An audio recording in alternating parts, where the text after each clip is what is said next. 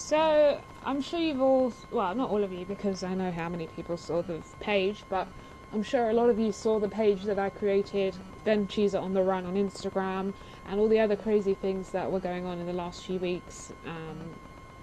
You know, I was really distraught at the way some people responded, and that made it me really kind of pour out everything on that page. It wasn't necessarily my plan. I was just going to make him aware and take the page down straight away, but he obviously doesn't have money to pay me back. And based on all the lies that he's been telling, I think it's really important that I share my story and I share it clearly so that it doesn't happen again, and so that if somebody ever comes across this video because they're kind of trying to find out what kind of person Ben is, then this is probably the most necessary video that they need to listen to, because it just goes beyond, I believe, He how said someone that. can be doing He this told me very recently and getting that away he's with been it, in touch. He's a having other finish with people Ben. that he's Ben Really? done this took to. Like, money. I've Ben heard that took he's been doing this for a 50,000. long time. Like, He that's said, what Wow. people I are am the saying to one me, and I'm like, that so why is he not in prison? Why was he not jailed in Malawi? Like, it just doesn't make any sense to me.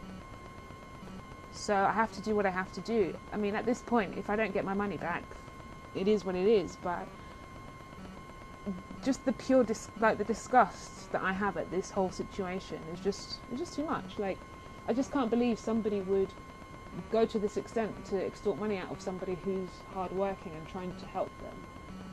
So I'm going to start from the beginning. Let's take it back to 2017 of August. That's when I met Ben. I met him in Victoria, in London. This was through a colleague of mine, so somebody that I was working with in Nigeria, who I'd worked with for about 3 years prior to when I met Ben. He, my friend, I'm just going to call him Adam because then it makes it easier for me to say. So Adam and I were close. Adam had introduced me to so many other people, whether rich, poor, whatever, famous. Like, yes, Adam was the plug. Like, Adam takes me to, gets me free tickets to shows. Adam is that really good person in my life that I thought was good friends with me.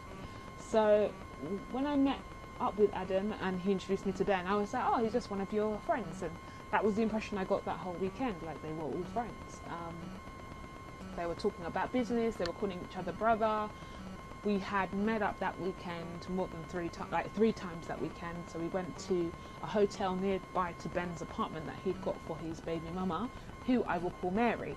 So Mary was living in this flat. I think she just moved in with the kids. And me, Ben, Mary and Adam all went to the flat. We all went to the casino in Park Lane together, had drinks. We all went to a Nigerian restaurant in South London together. That was the last time I saw all of them together. And then everyone went their separate ways. Adam went back to his country. Ben went back to wherever. I didn't really hear from them much, but I took Mary's number. And I was intending to stay in touch with her because she was nice to me. Ben, I just kept on Instagram. I didn't take his number. I didn't ask for it. I didn't think it was necessary. I had a boyfriend at the time, and I didn't think I needed his number for anything. Like, it wasn't what I was looking for. I think Instagram was more than enough because there was no intention of anything more to happen after that night, really. So I followed Ben on Instagram, and he has this very, mesmerizing Instagram account where he's posting with these Arab men. He's posting, he's just done a deal, he's just coming out of a meeting. Like, he really sets up the scene on his Instagram as if everything's good, life is good. At the same time that I'd met Ben, I think there were things online about him setting up his oil and gas company, Silla Energy, which was he just said that he'd just made a $20 million deal. So the scene was set to assume that Ben had money. That was a scene that he set before meeting me.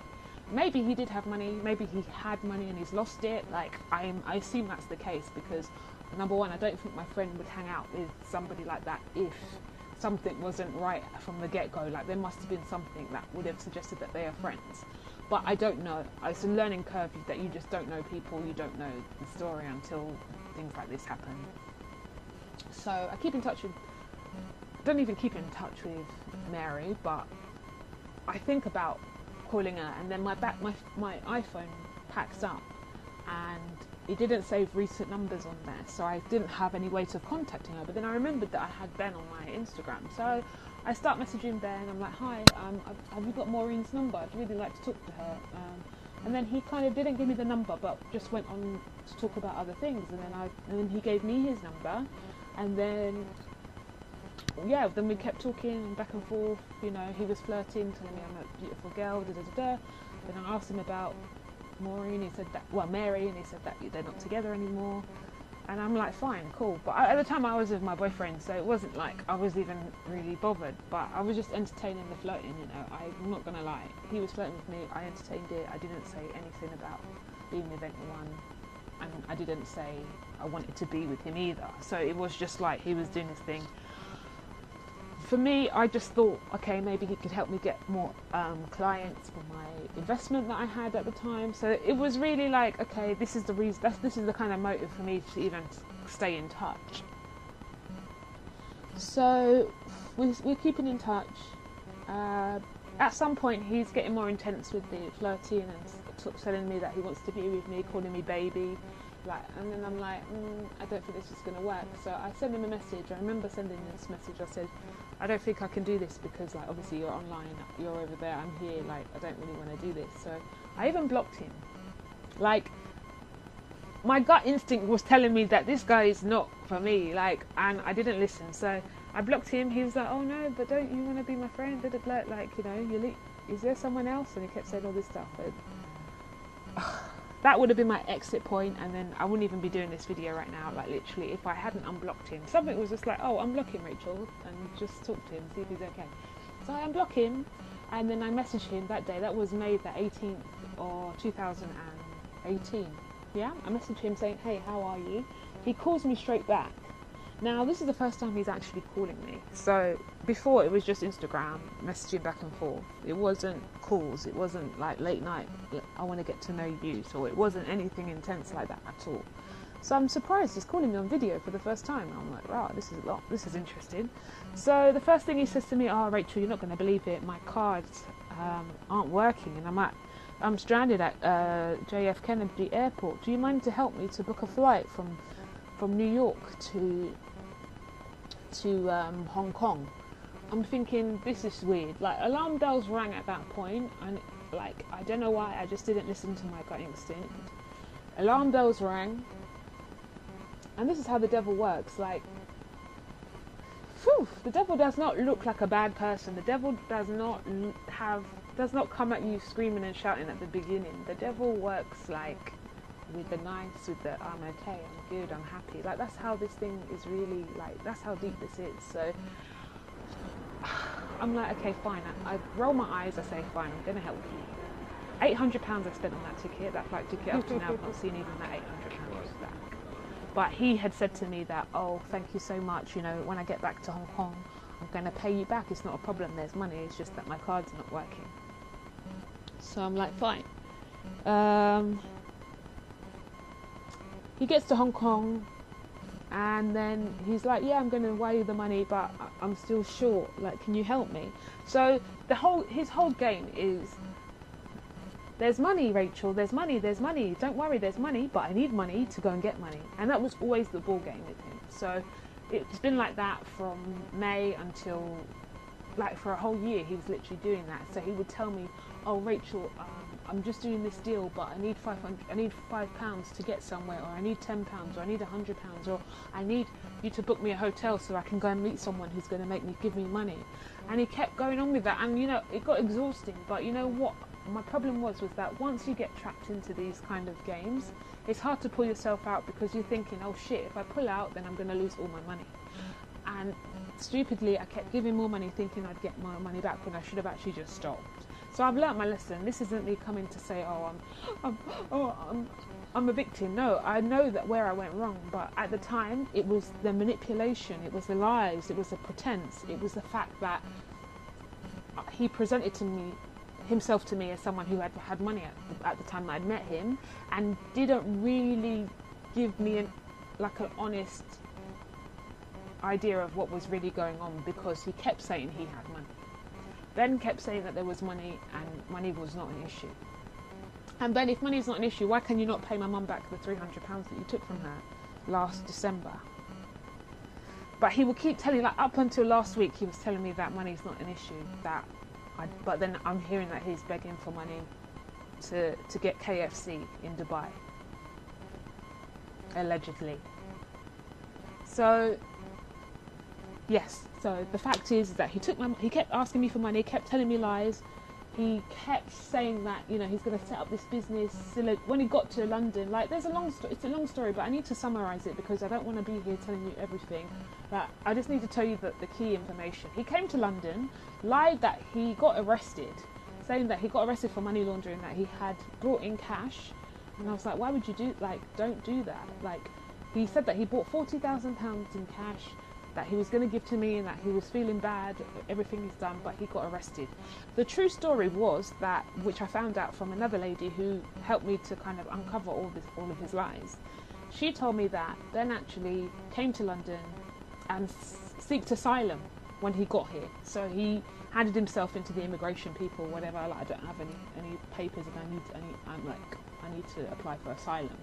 So he went through all that process, but he was making out like he was in jail when he was actually just in some immigration centre. So, you know, I'm feeling bad at this point. I'm like, oh shit, this guy's in jail, like, fuck. And it's given me, like, the whole process gave me so much anxiety, it gave me so much stress. I didn't eat sometimes, like, I didn't sleep because he was calling me from Singapore, and it distracted me from everything that I wanted to do. It distracted me from my business. Like, I'm a really hard-working person, like, I'm not lazy, but I thought that, you know, if he's helping me, if I'm helping him, he's going to help me. And obviously, nobody helps anyone for free. But at the same time, my heart was in it, as in, like, this guy needs my help. So it was a toxic mix of, you know, trying to be charitable and just not really being honest with myself that, you know, probably this is too good to be true, what he's offering. But like I said, he'd set the scene. He'd set a scene that made it an easy opportunity to do this. Now, he'd lied to the extent, like, he came to London. Once he'd come out of this detention centre, I met him. He was in a hospital. He said that he had to use the hospital way to kind of get out of jail, otherwise he'd be there forever. So I met him in the hospital. He looked so sick. He was so skinny. I just couldn't believe it. Like, his body was so frail. Like, I thought he was dying. And I felt really bad for him. Like, honestly, I felt so bad. Like, I'm like, this guy is so sick. Like, how am I going to help him? I'm not going to talk about the HIV story because I don't think I need to talk about it on here. But there is an element that people know about already. But I didn't know how deep this story was. But he gave me the impression that he had something called Salmonella, which was a worse, like, form of, you know, salmonella or something like that. And he just kept saying he had Salmonella, and I was like, okay. So I kept helping him, kept giving him money. He would go on. He eventually got better. Would go on his way, saying he's doing meetings here and there. He kept saying that he had a flat in Victoria, not the same one that he bought Mary, but another one that he'd got for himself. And I was like, okay, cool. When am I going to come and see it? Like, he'd always dodge the question. He'd always say, oh, the boiler's broken, or the place is not right. And, you know, he'd make up so many stories about it. There was no place in Victoria. So he gave me an address. I went to the address out of the blue just to see what had happened. There was no number he gave. Like, he purposely didn't give me a door number because the place was a block of flats. So when he gave me a number of the street address. So, you know, the street and the block of flats would always be different. So I even tried to find the number for that he gave me on the street address, and there was just no number. It was just a whole block of flats. So I was just like, you know what, this is long, like, I'm tired. And I started getting tired of his games. In April, May, like, I was just like, this is, like, we've been arguing for a long time. I was just like, I can't believe I'm helping you. You're like, there's no money. Like, he kept telling me, oh, there's money, Rachel. I don't know why you don't believe me. He'd make me feel bad, like, all the time for, like, doubting him. Obviously, this is what manipulators do. They make you seem like the crazy one. They make you seem as if, like, you're losing your mind, or you don't know what you're talking about, or it's all lies. And I was just like, you know, I'd had enough at that point. Like, we had a big argument in May because he'd asked me for money, And I said no. And then he was acting as if like it was the end of the world that I couldn't give him money. I'm like, excuse me, I've been helping you for a whole fucking year and you've not given me £1. The only thing Ben has ever done for me was the money that I used to give him, he bought me a drink from Costa, hot chocolate. That's all he's ever done for me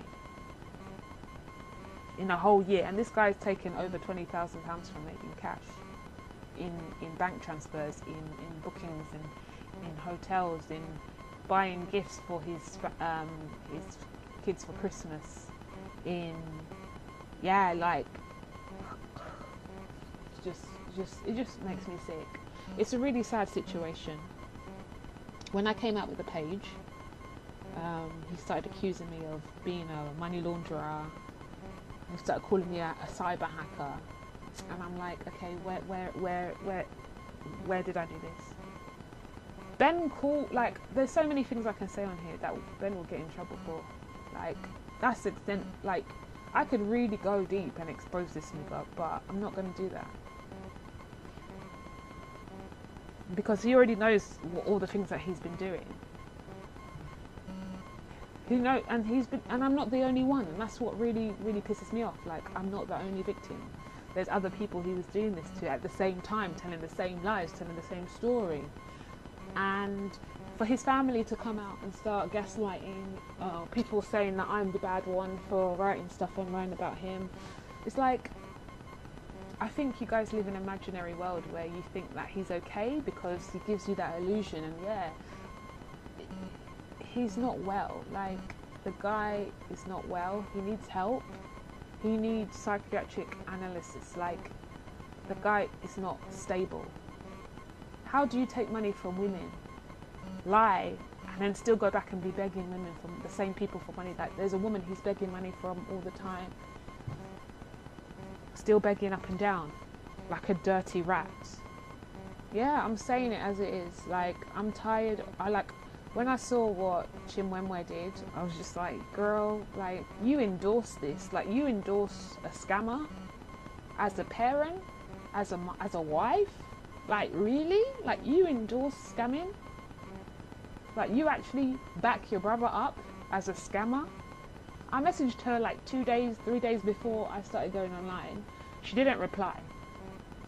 She's now boasting, oh yeah, she messaged me, she's a Nigerian. Yeah, Nigerian people aren't bad. Like, even when, this is one thing I need to highlight because I really found that annoying. Ben called me a Nigerian scammer. Ben, Nigerians that are feeding you with my innocent money. I got receipts for all of my money.